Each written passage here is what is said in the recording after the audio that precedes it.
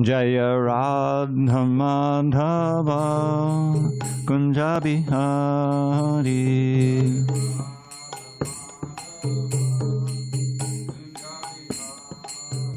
Jaya Radha Madhava Kunja Bihari.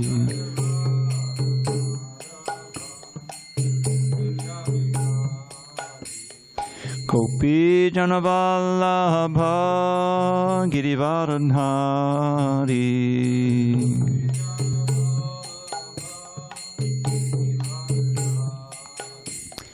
Gopi Janavallabha Girivaradhari.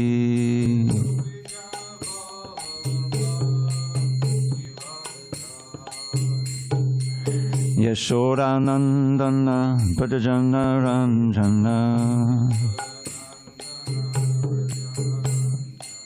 Yashodanandana Bhajana Ranjana. Yamuna Tira Vanachari. Yamuna Tira Vanachari.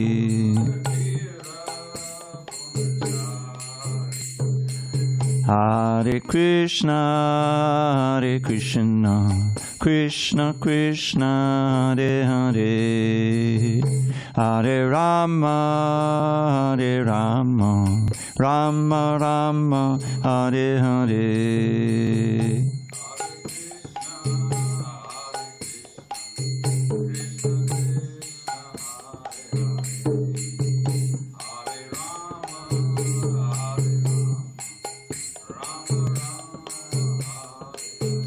Hare Krishna, Hare Krishna, Krishna Krishna, Hare Hare, Hare Rama, Hare Rama, Rama Rama, Hare Hare.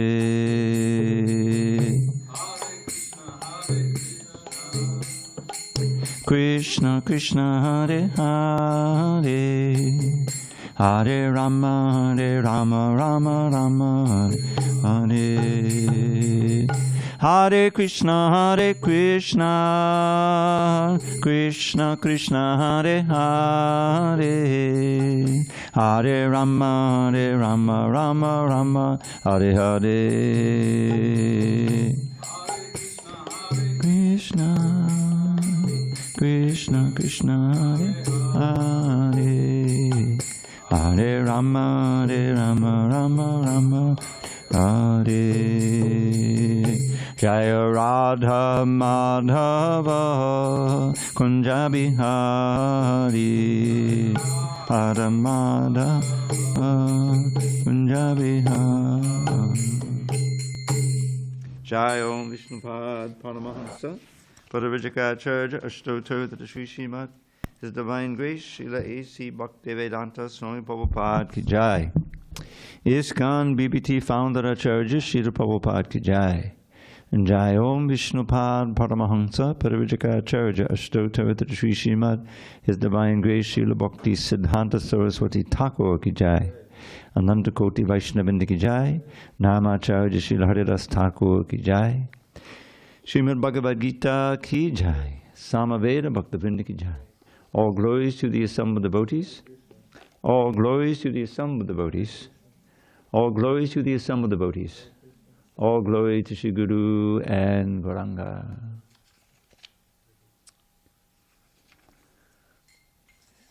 Bhakta Chad? Yes. This was in the wrong place. So do you know the verse? I think it's 15.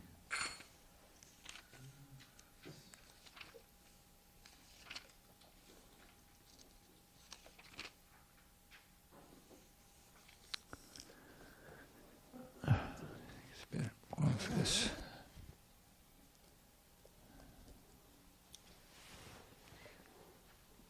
Sureshwar, close that intermediate door. You know the door I'm talking about. The door to the. No, it is. Yeah, I think it's 15 for sure. Okay. Om Namo Bhagavate Vasudevaya. Om Namo Bhagavate Vasudevaya. Om Namo Bhagavate Vasudevaya.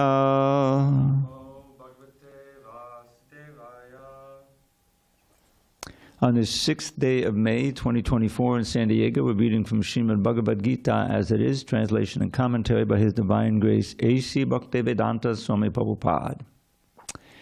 And we are in the 7th chapter entitled Knowledge of the Absolute. Text 15, page 320. 320? No? You won't be able to see it? Sorry, don't put it on the ground, on the floor. Yeah, don't put that on the floor. Okay, yeah, right there. Give that to him. Take it, Sureshwar. Take that. Oh, you just put it underneath the book. You can put it under there. Okay. Page 320? 320? Yes. Yeah. Thank you for your help. I don't have it here on this side. I'm partially deaf. Oh, okay. My guidance usually has me do an earplug too, so it's like... I see. Okay. All right. We're okay. I didn't know. Would you like to follow along? You'll listen? Okay. Whatever you like. 320, Sureshwar.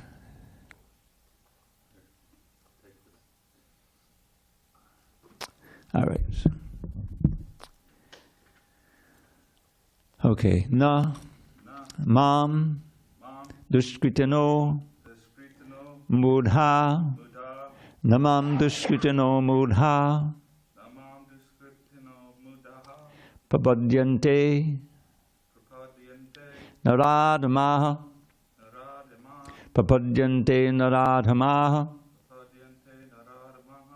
mayaya parita, jnana, mayaya parita jnana, asudam, bhavam, ashritaha, asudam bhavam ashritaha,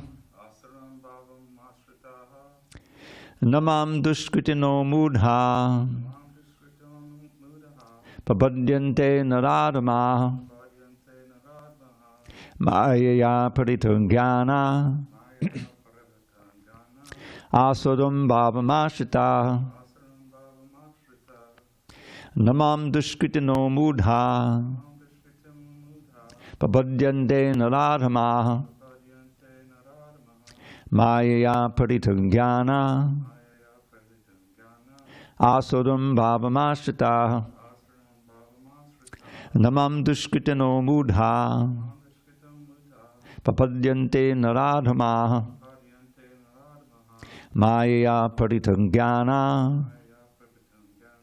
asudam bhavam ashritaha,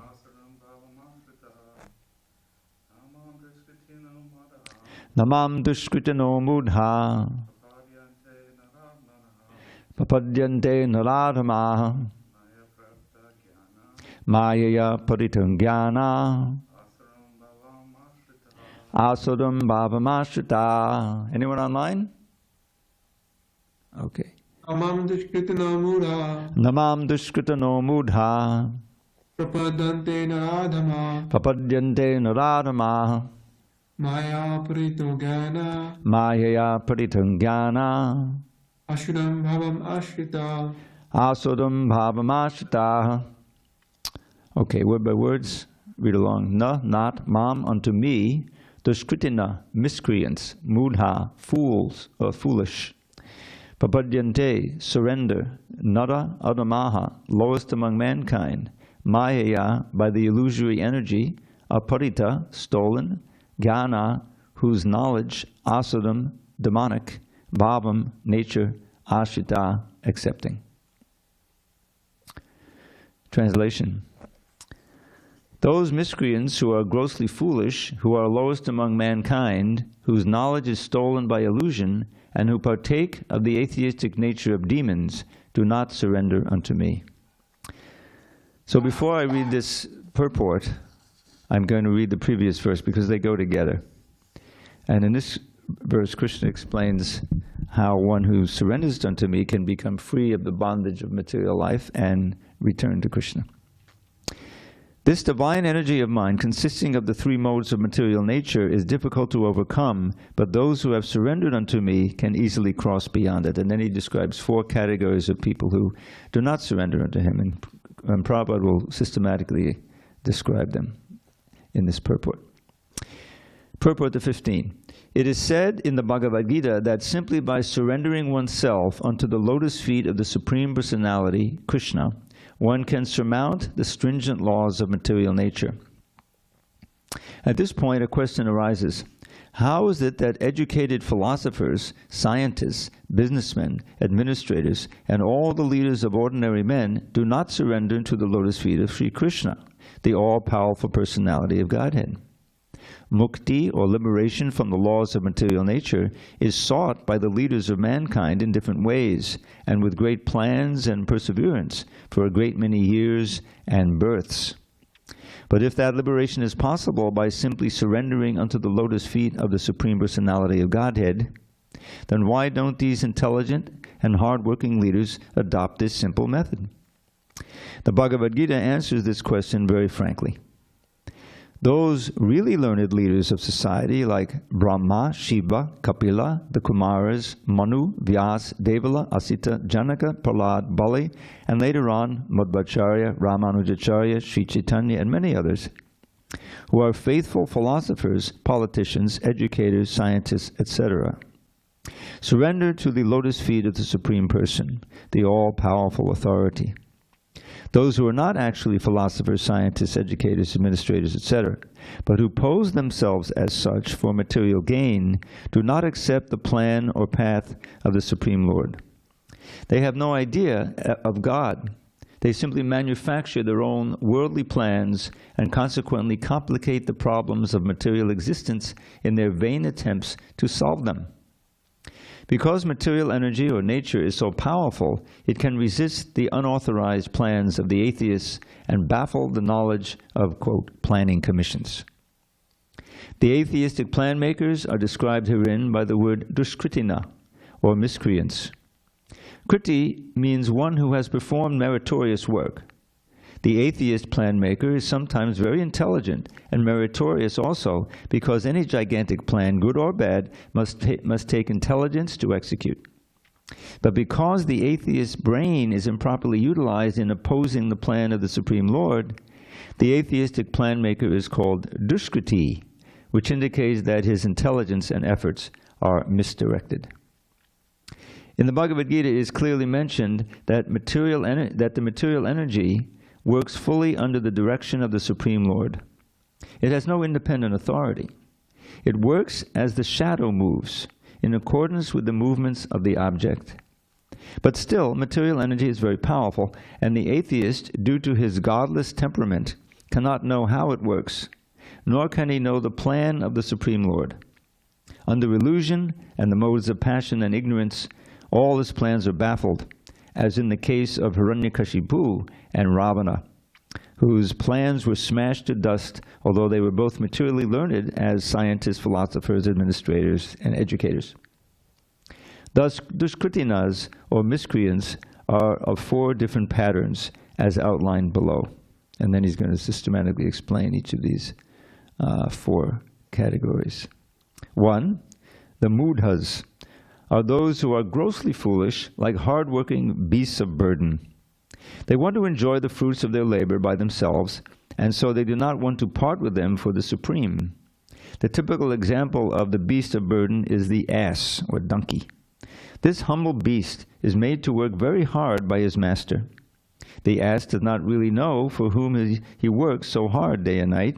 He remains satisfied by filling his stomach with a bundle of grass, sleeping for a while under fear of being beaten by his master, and satisfying his sex appetite at the risk of being repeatedly kicked by the opposite party. The ass sings poetry and philosophy sometimes, but this braying sound only disturbs others. This is the position of the foolish, fruitive worker who does not know for whom he should work. He does not know that karma, or action, is meant for yajna, or sacrifice. Most often, those who work very hard day and night to clear the burden of self-created duties say that they have no time to hear of the immortality of the living being. To such mudhas, material gains which are destructible are life's all in all. Despite the fact that the mudhas enjoy only a very small fraction of the fruit of labor, sometimes they spend sleepless days and nights for fruit of gain. And although they may have ulcers or indigestion, they are satisfied with practically no food. They are simply absorbed in working hard day and night for the benefit of illusory masters. Ignorant of their real master, the foolish workers waste their valuable time serving mammon. Unfortunately, they never surrender to the Supreme Master of all masters, nor do they take time to hear of him from the proper sources. The swine who eat this night soil do not care to accept sweetmeats made of sugar and ghee.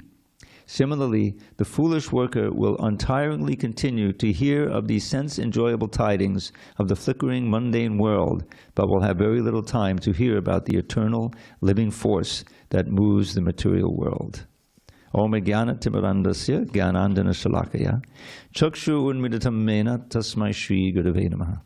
I was born in the darkest of ignorance, but my spiritual master, Srila Prabhupada, opened my eyes with the torchlight of knowledge. I offer my humble obeisance unto him and to all members of Sri Parampara, the disciplic succession. So let's just review what we've learned in this chapter so far.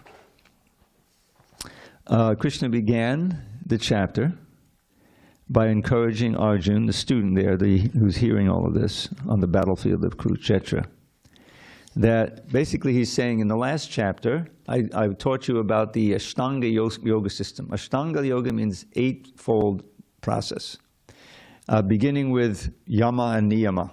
Yama is the don'ts and niyama is the do's. If you want to follow any path to reach a goal of development, whether it's education or you want to become a successful sports figure or play musician, whatever it is, then you have to follow a path that includes, first of all, a teacher.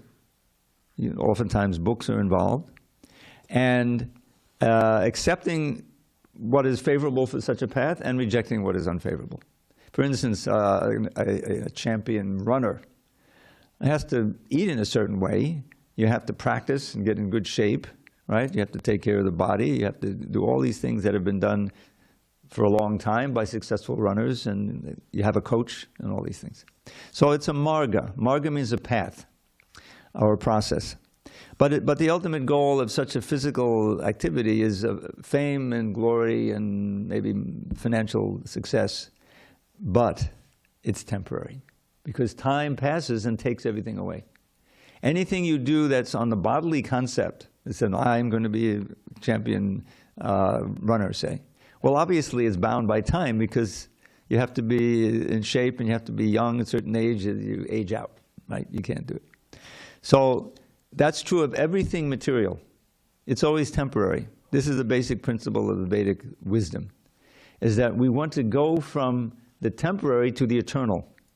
It's called asat. Asat means that which is ever changing, and it's measured by time.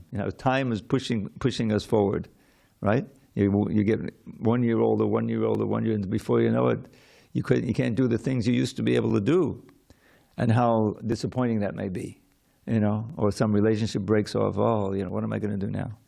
In other words, you build a certain set of relationships which will hopefully bring happiness, but by the force of time, it's very taken away because the body itself is taken away. But the first lesson is a very encouraging one in the Bhagavad Gita. Nobody dies because we're not the body. We're the spirit within the body, consciousness. And each of us is if you will, a quantum unit of consciousness, very minute, but very powerful. By the influence of that individual soul in the heart, the whole body is infused with consciousness. Just like if you stub your toe, you feel it. There's consciousness in that toe.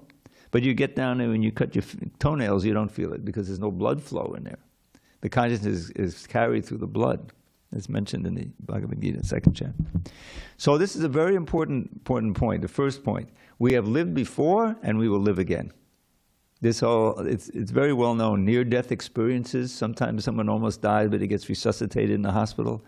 And he can describe the doctors running in, and doing the emergency. Because you're out of the body. You're able to see. The body is practically dead. But it's not dead, so you come back and you tell. So this means that you're not the body. The body is simply a machine that's animated by the presence of the soul. And that soul, ourselves, we have been in other bodies. Now, it's interesting that we actually have two bodies, and we know that, although we probably never thought about it. There's the inner body, the subtle body of mind, intelligence, and the sense of self, ego, which is very fine. And otherwise, the outer body, we know, is hands and feet and all of these different things. So the subtle body doesn't die when the gross body dies. That subtle body of mind and intelligence and ego encases the soul. It's the template for the next body. Because whatever you do with the gross body, there's a record in the subtle body, in the mind, isn't it? If you establish a certain pattern of things that you like to do, like I like to give you an example of my own life as a kid.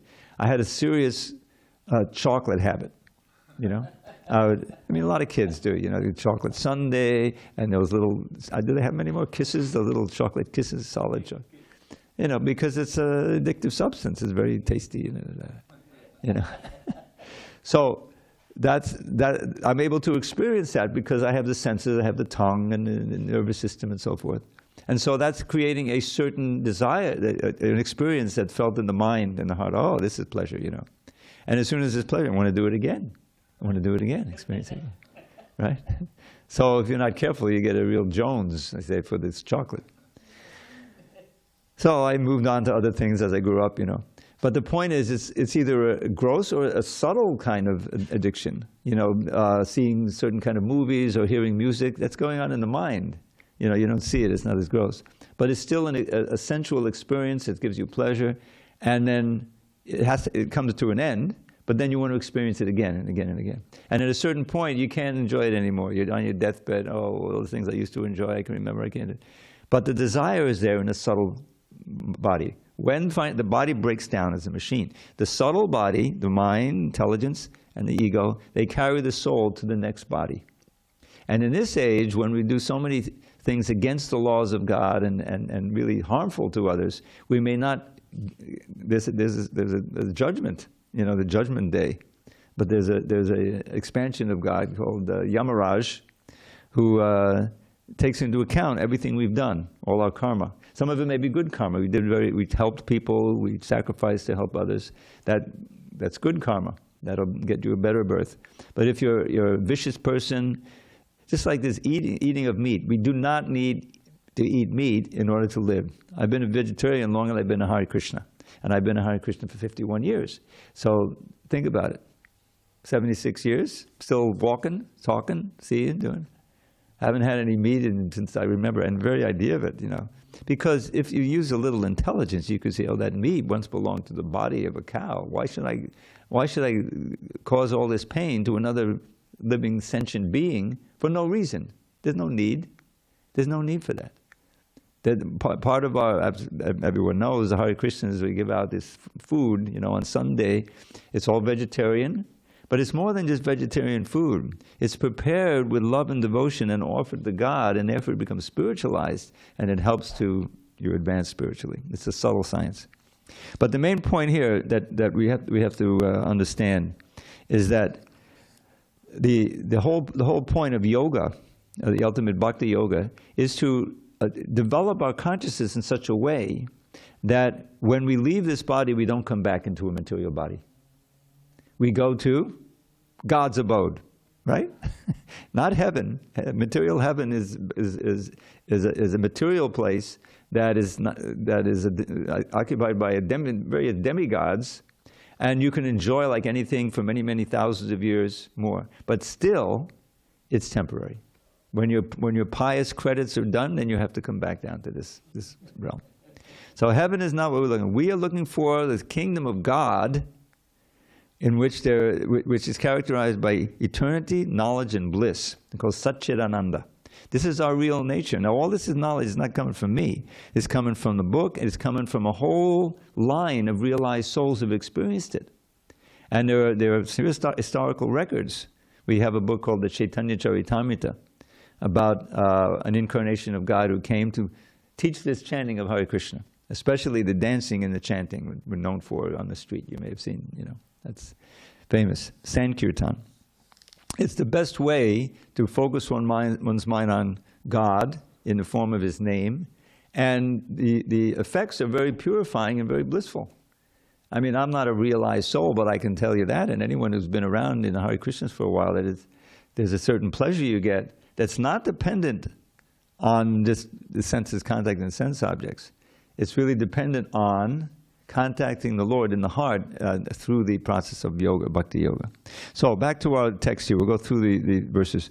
So Krishna's saying, okay, the Ashtanga yoga, the meditation like this, going up to the Himalayas, that's not for hardly anyone in this age. So he's telling Arjuna, don't worry about that.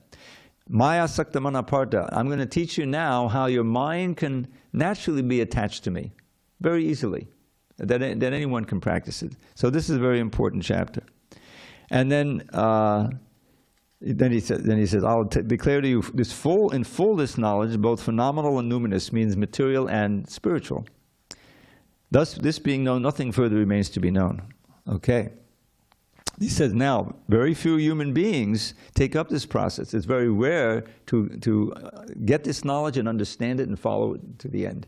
So this third verse says, out of many thousands of human beings, one may endeavor for perfection. And of those who have achieved perfection, hardly one knows me in truth. So to know God in truth, in reality, is a rare gift. And we have that opportunity. We're human beings, and now we've come in touch with Krishna, one way or another. Here you are sitting in Bhagavad Gita class. And Bhagavad Gita means the song of God, the song of Krishna. So now we can be one of those very few who knows Krishna in truth, and then our life is perfected. So then he begins to describe our environment. Bhumar apa analavaya. Okay, solid matter and water and gas and of all kinds, plenty of water, just a few blocks away, and air and all other gases. Right, this is all. And then there's the earth, water, fire. Fire means also electricity. It all starts with the sun, right? And it grew up the plants, and they died, and then they went to the ground, and they got the oil or the gas, and they're burning a turbine, and it's creating electricity. It starts with the sun. It's all fire, ultimately. And then ether, the space that we live in, that's also a very subtle element.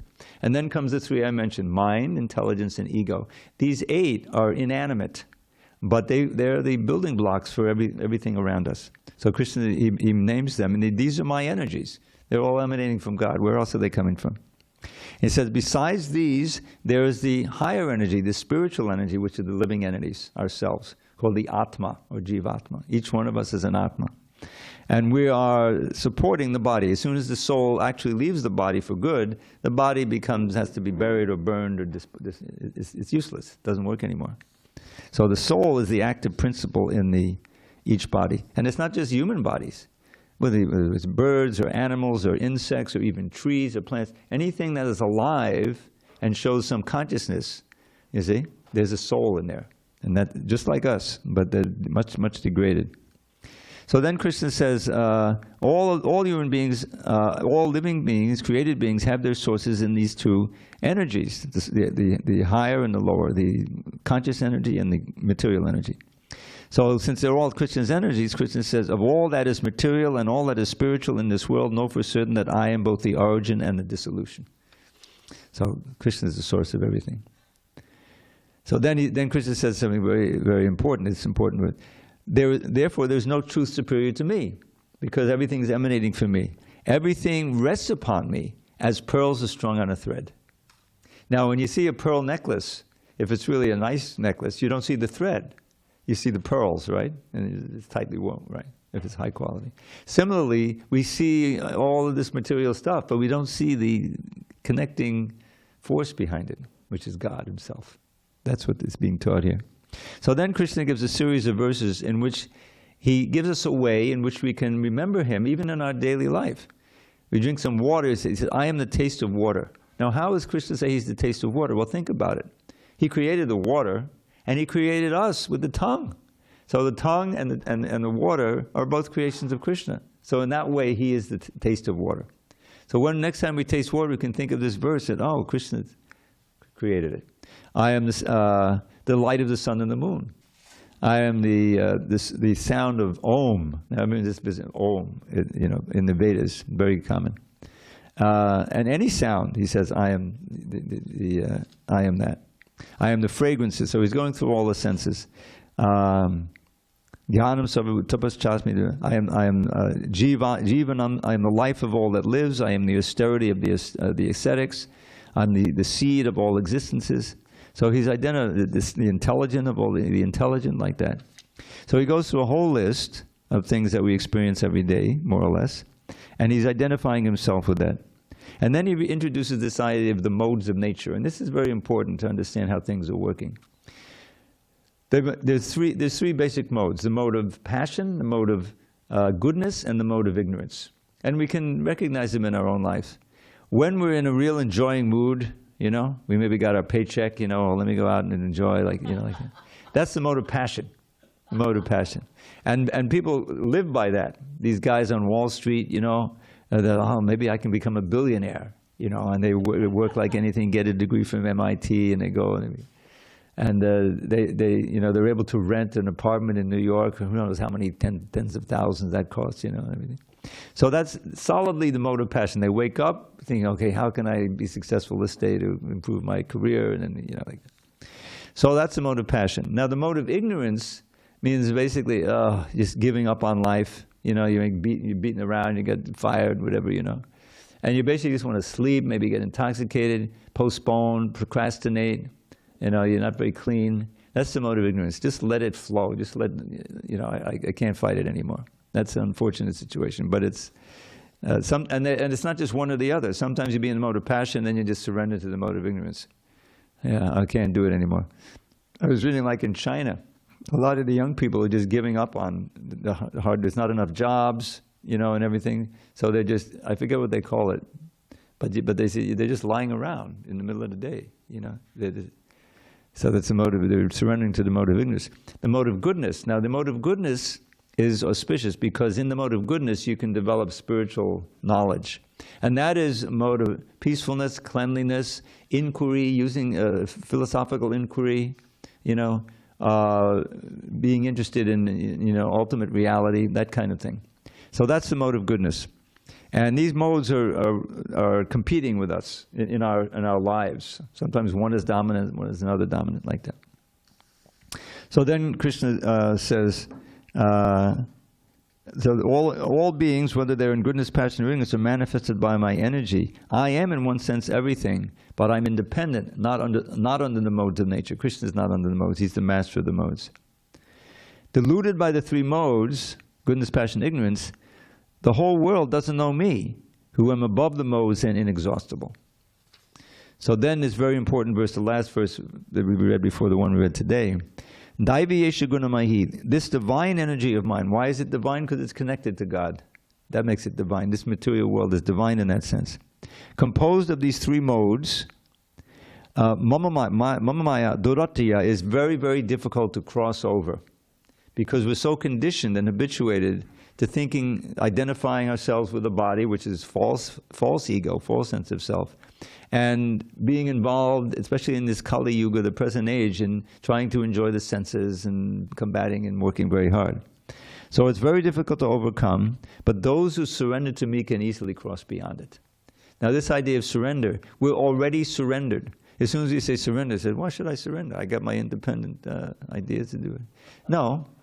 We already have so many things that have been absorbed. We have absorbed in our mind. Like I was talking about the chocolate. Well, suppose it is not chocolate. Someone gets, you know, addicted to alcohol. There's millions of alcoholics in America. So you don't take a drink in order to get addicted. You know, you don't drink in order to ruin your liver, right? You take the drink in order to enjoy. I've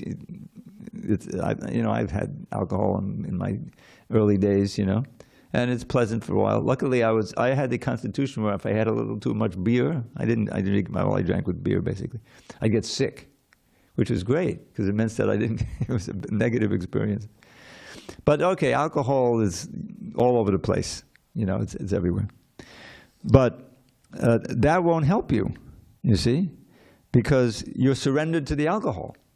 And addiction means that you're surrendered, and after a while you don't want to be surrendered, but you are. You're impelled by the senses, right?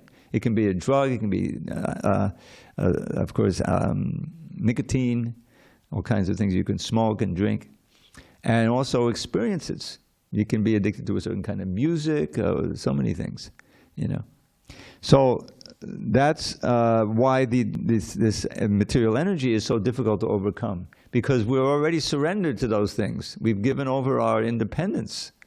And we may think, well, it's my choice, I'm doing it. But after a while, you know, you need an intervention. You know, one of your friends comes, hey, you're ruining your life with this alcohol. Come on, we're going to take you to the AA. And if you're intelligent, you go, okay, I'll go, right? So the higher intelligence. So this Bhagavad Gita is an intervention for us. The spiritual master comes, you know. He says, you're ruining your life. Here's how you can really be happy. Come on, just come, you know, listen to the chanting and take some prasadam, you know. And if you're smart, you'll do some chanting. And gradually, you can be saved. So then we come to the verse 14, which he said, those who are surrendered to me can easily cross beyond it. Otherwise, it's very, very difficult to cross beyond. You can't get beyond it. We're too conditioned. So now he's going through the different categories of people who are not surrendered and who fall into this dushkritina category, which means that they may have gone through college. They may be very qualified in a certain field of activity, but it's used simply to enhance the material entanglement. It doesn't really help them, that kind of knowledge. So that's what the dushkritina. Prabhupada gives the example. There was this movie came out of Oppenheimer. I didn't see the movie, but I know who Oppenheimer is. He was the one who led the Manhattan Project in the 40s to build the bomb in America. You know, it was a big all over the country building, and then they finally were able to blow one up in Alamogordo. I think where was that? New Mexico or around there. And I read, this is long ago, I read about that. He was a fan of the Bhagavad Gita, believe it or not, Oppenheimer. I don't know if it came out in the movie or not. But he quoted a verse from the 11th chapter when the first one blew up. And I read, you know, they knew there was a certain chance that the whole world would blow up. Because, you know, they didn't know exactly how the chain reaction would they were taking a chance. But it didn't, of course. It was a tremendous explosion. So he saw that and immediately quoted this verse in the 11th chapter. Kalosmi loka chayakrit pavidho. I forget the rest of the Sanskrit, but he says, Arjuna wants to know who Krishna is. He's appeared as the universal form, which is like very large and fierce and frightening. And so Arjuna is asking, who are you? Because he knows Krishna as his friend, you know, in human form. So you know, you can imagine the voice resounding in the sky, you know, Kalos miloka chayakrit pavidho. I am time, and I've come to destroy everything. You know, that's more or less what he says. So this is the verse that Oppenheimer thought of when he saw the first atom bomb blow up. So that's another aspect of Krishna. So those who made the atom bomb, they're kriti. They have a good qualification in the sense of a very expert in physics and smart, you know, but that's dushkritina, because what's the result? The result is you can kill a lot of people at one time. Great, you know. Why not use that intelligence to find out how you can save people from disease and death permanently? That's the purpose, to get to get liberation from the cycle of birth and death, because remember, we lived before and we're going to live again, right? So what happens when we leave this body? Death is not pleasant, and disease and old age, but all of us are facing that. You have two choices. You're going to go through old age, disease and death, or you'll die prematurely. Which one would you like? Would you like to die in a car crash, or, you know, from COVID at age 25? Either way, it's no deal, right? It's not pleasant. And it's not the last time you're going to come around again. And birth is no picnic either. You know, we forget that you become conscious in there after 6.5 months. Probably it's 7 months because it's lunar months. But you wake up, and it describes in the 3rd canto. The living Emily is praying, oh God, I neglected you last time. This next time when I come out, I'm definitely going to go to Mangalarti. You know. But he comes out, and his parents, if they're not devotees, then he gets trained up again to be materialist. You see how it is? So that's going on. We forget. That's part of Krishna's blessing. We forgot our last birth. I don't think anyone here can remember the last birth. But we had the last birth and last births, and we're going to have a future one. But we should make this our last experience of death. We can do that with the process of Krishna consciousness. So now just to start, we can go through maybe one more of this section of this purport. So he begins as Dushkritina, and then there's the Mudhas, grossly foolish, hard-working beasts of burden. So you know, there's millions of people, billions of people in that situation. They don't really have much education. They're manual workers of various kind. They're not necessarily bad people. They could be, you know, very pious, but they don't have the brain power. They don't have the environment. They don't have the association to really inquire into these philosophical points, so that they can take up the process of bhakti yoga, and even in, you know, simple lifestyle. They could be illiterate, but you can still achieve the goal of life and make this your last birth. But the Mudas, they're grossly foolish. They're beasts of burden.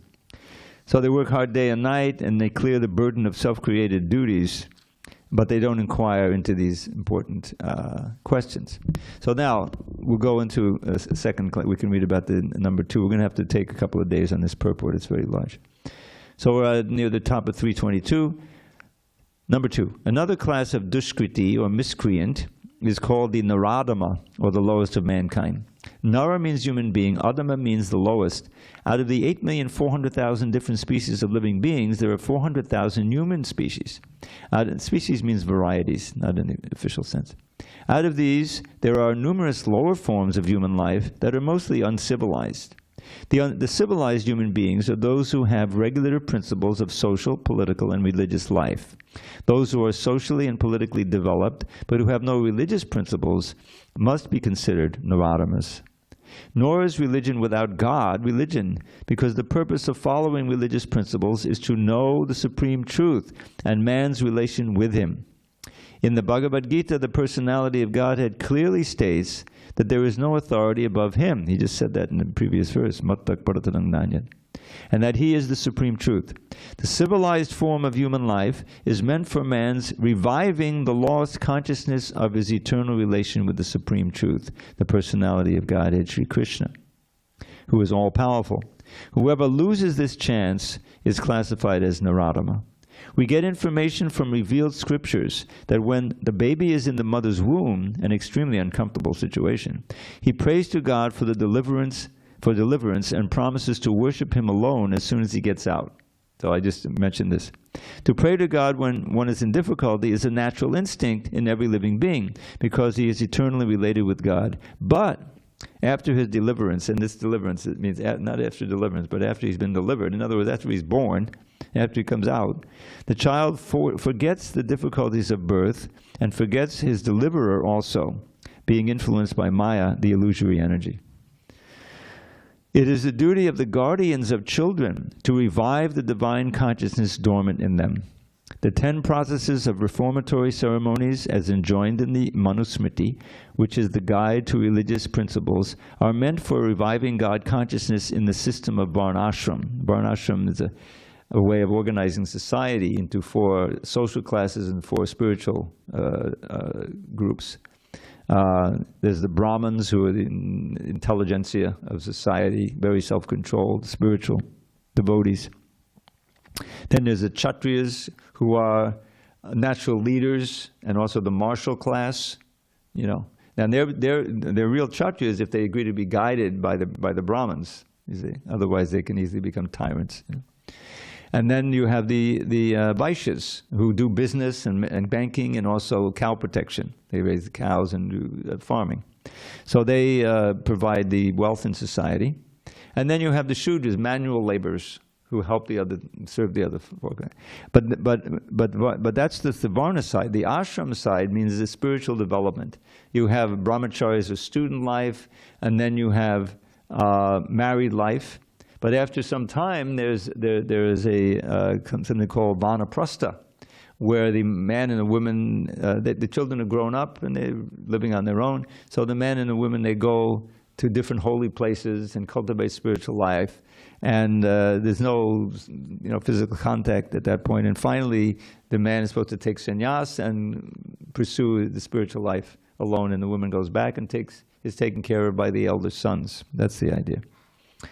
So so that's the so you have the sannyas, the brahmachari, the brahmachari grihastha ashram, the vanaprastha ashram, the wandering, and then the sannyasi ashram. Those are the four spirituals. However, no process is strictly followed now in any part of the world, and therefore 99.9% of the population is Naradama. When the whole population becomes Naradama, naturally all their so-called education is made null and void by the all-powerful energy of physical nature. According to the standard of the Bhagavad Gita, a learned man is he who sees on equal terms the learned Brahman, the dog, the cow, the elephant, and the dog-eater. That is the vision of a true devotee. Sri Nityananda Prabhu, who is the incarnation of Godhead as Divine Master, delivered the typical Naradamas, the brothers Jagai and Madhai, and showed how the mercy of a real devotee is bestowed upon the lowest of mankind. So the Naradama, who is condemned by the personality of Godhead, can again revive his spiritual consciousness only by the mercy of a devotee. Sri Chaitanya Mahaprabhu, in propagating the Bhagavad Dharma, or activities of the devotees, has recommended that people submissively hear the message of the personality of Godhead. The essence of this message is the Bhagavad Gita. The lowest amongst human beings can be delivered by this submissive hearing process only. But unfortunately, they even refuse to give an oral reception to these messages, and what to speak of surrendering to the will of the Supreme Lord. Naradamas, or the lowest of mankind, willfully neglect the prime duty of the human being. Okay, so it's getting a little late. And he'll describe one more class, and we'll do that tomorrow. But this verse Prabhupada would often quote, and basically Krishna says, those who don't surrender unto me fit into these classes, you see. And when Prabhupada said, therefore, one should surrender to Krishna. Well, why are you saying that? I'm not saying. Krishna is saying. If you don't surrender, then you're going to suffer. You'll suffer birth and death and all kinds of things. But if you do surrender, which means beginning with chanting Hare Krishna, hearing about Krishna, and starting to follow the principles of Bhakti Yoga, surrendering, then one will inevitably be victimized by this Kali Yuga, and you won't be able to succeed in the mission of human life.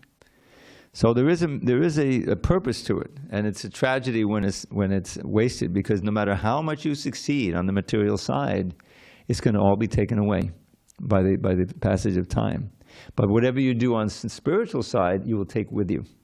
There's no loss or diminution.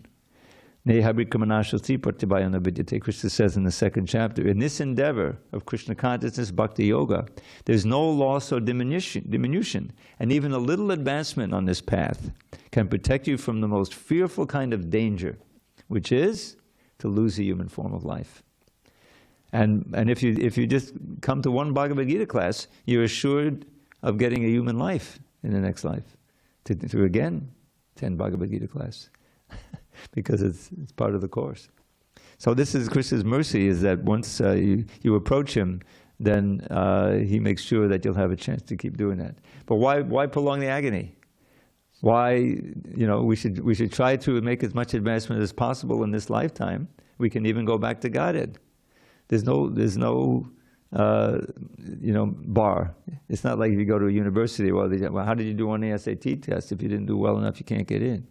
Or you can't afford the, I can't believe it, it's like $70,000 a year in some of these schools now, in Harvard or Columbia. When I went to school in '65, it was like $2,000. And I had a full scholarship, so I had to just work one day a week and for a little bit and I was living in my own dorm room. But thankfully, I wasn't enlivened. Although I was second in my class in high school, it was in the middle of the war of Vietnam, and I was an ardent anti-war demonstrator, and I was just going to fight the draft and send in my good draft card and whatever, so I couldn't get into it. So that helped me. That brought me back to New York, eventually to the New York Temple. All right, any questions, comments, locally or remotely? This is a very important part of the Bhagavad Gita. Krishna is explaining how we can easily cross beyond it by surrendering to him, and how we can avoid becoming one of these dushkritinis. And next verse 16 is very encouraging. And here's 4 kind of pious people who do surrender unto me. So there's or at least approach me, you know. So Krishna is very liberal in this chapter. And there's so many important verses. In text 19 is coming up. Who is a real Mahatma? You know. Bahunam Jamanamanti Gyanavan Mamapadide Vasudeva Sarvamiti Samahatma Sadurlabaha. After many, many births and deaths, one who has actually acknowledged surrenders unto me, knowing me to be the cause of all causes and all that is. Such a great soul is very rare. So we can be a rare soul. Okay, now we have a mic over there. Why don't you? No, I know you can, but we have I know you can, but we have an audience. There's a whole bunch of people on YouTube. Oh, okay. Yeah. Well, hello to everybody up there. I had a question about, you mentioned there's 2 bodies. Is that second body the mind and the intelligence? Is that the aura? You know, we don't usually deal with the aura, but that would be something that causes the aura. I think your state of consciousness would do that. And it's these threefold thing. It's the mind and the intelligence, which is differentiated. Intelligence is the discriminating factor. And then the ego, this sense of self. That's also an element of itself, what's called ahankar. And so those 3 form what we call the subtle body. And that's carried from one body to another. When we leave this body, our mind's going to go with us. And what's in the mind is going to be very important to what determines our next body. Mm-hmm. You know. And one more question. Krishna and Christ, are they the same entity? No, but the name is very similar. Prabhupada once had Krishna and Christ. The name is the same. Christos, Krishna. So there's a relationship in there, but I forget exactly what it is. But no, Christ claimed to be the Son of God, right? Did he ever claim that I have created everything? No. He never. I am the master of the universe. No, he was the ideal servant of God, the Son of God. And so Srila Prabhupada said, "Oh, Christ is our spiritual master." He recognized his spiritual stature, that he gave his life, for spreading God consciousness, for spreading Christianity, although it wasn't called that at that time. So he's to be admired, especially for his, on the cross. He said, "Forgive them, for they don't know what they do." That's a symptom of a great soul.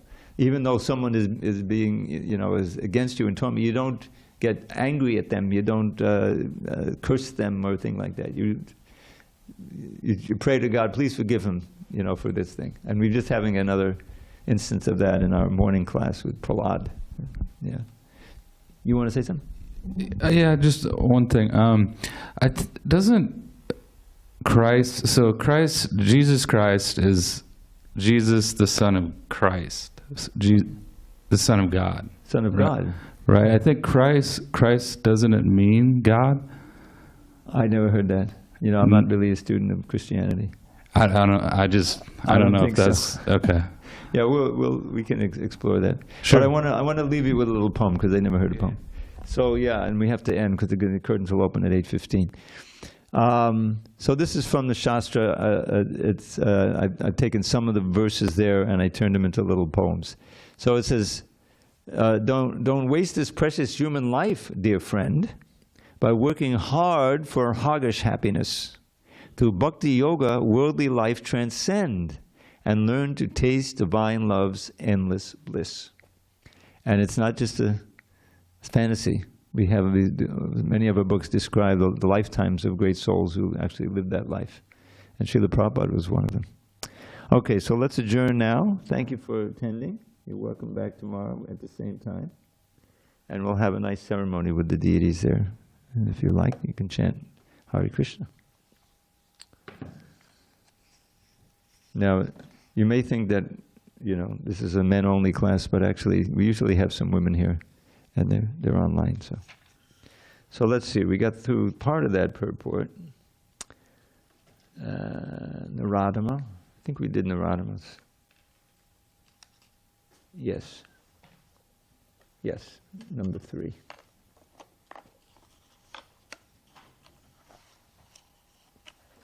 Okay.